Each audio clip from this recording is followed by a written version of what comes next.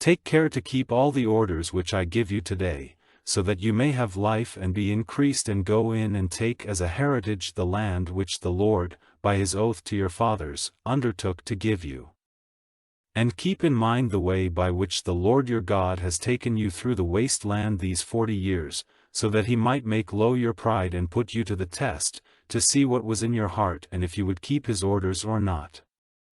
And he made low your pride and let you be without food and gave you manna for your food, a thing new to you, which your fathers never saw, so that he might make it clear to you that bread is not man's only need, but his life is in every word which comes out of the mouth of the Lord.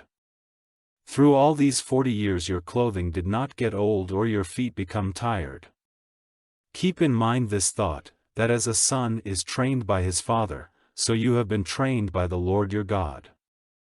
Then keep the orders of the Lord your God, fearing him and walking in his ways. For the Lord your God is guiding you into a good land, a land of water springs, of fountains, and deep streams flowing out from the valleys and the hills, a land of grain and vines and fig trees and fair fruits, a land of oil-giving olive trees and honey, where there will be bread for you in full measure and you will be in need of nothing, a land where the very stones are iron and from whose hills you may get copper. And you will have food enough and be full, praising the Lord your God for the good land he has given you. Then take care that you are not turned away from the Lord your God and from keeping his orders and decisions and laws which I give you this day.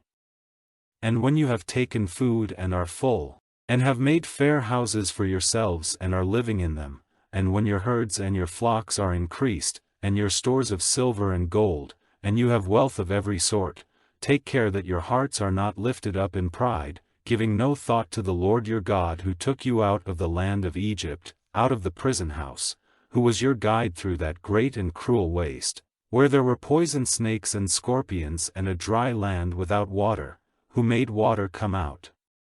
of the hard rock for you, who gave you manna for your food in the waste land, a food which your fathers had never seen, so that your pride might be broken and your hearts tested for your good in the end. Say not then, in your hearts, my power and the strength of my hands have got me this wealth.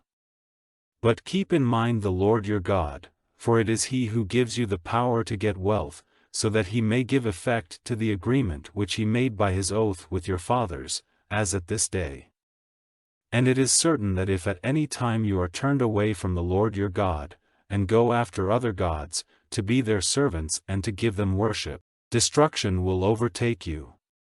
Like the nations which the Lord is cutting off before you, so you will be cut off, because you would not give ear to the voice of the Lord your God.